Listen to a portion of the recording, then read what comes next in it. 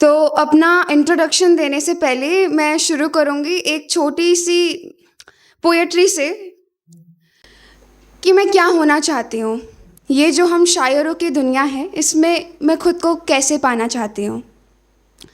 मैं शायरों में शायराना सा होना चाहती हूँ। मैं अपनी इस कला में कुछ यूँ डूबना चाहती हूँ। अपने अश्कों को मैं यूँ लाना चाहती हूँ कि जैसे मैं खुद में ही समाई जा रही। अपनी रूह को अपनी आवाज़ से मैं मोहब्बत कराना चाह रही। यूँ ही नहीं, मैं अपने जज्बातों को ज़ाया करना चाह रही। हर एक ज्वाला, हर एक चुप्पी को मैं खुद से इस कदर मिलाना चाह रही। मैं शायरों में शायरों सा होना चाह रही। तो ये जो मैं अभी सुनाने वाली हूँ, ये दो पार्टनर्स, इरिस्पेक्टिव ऑफ जेंडर, क्योंकि आजकल जेनजी माहौल है, तो उन पार्टनर्स के बीच में जो बातें हो रही हैं उसके ऊपर एक प्यारा सा ये कन्वर्सेशन का मेरा थोड़ा सा कॉम्प्लिकेटेड सा पीस है, बट आई होप आपको पसंद आएगा।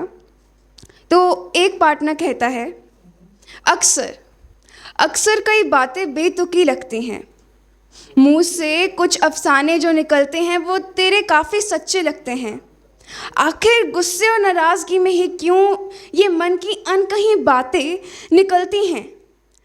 मैं चुप रहती हूँ, सिर्फ सुनती हूँ, समझती हूँ, देखती हूँ, और इसमें भी तुम्हें एतराज़ है।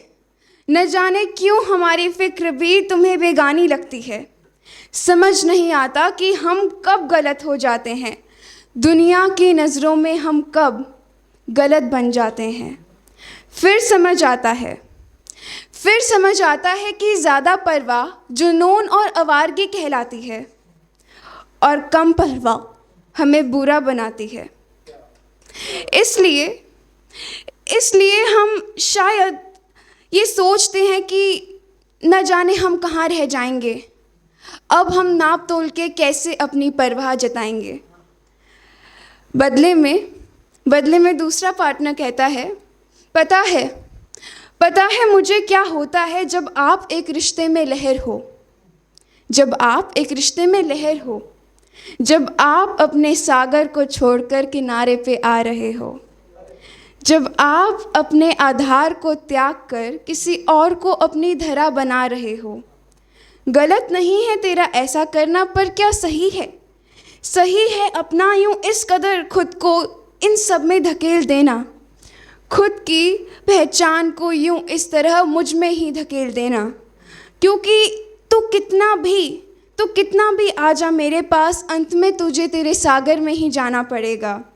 और तू कितना भी मेरे पास आ, अंत में तुझे मेरे पास भी कभी कभार आना ही होगा।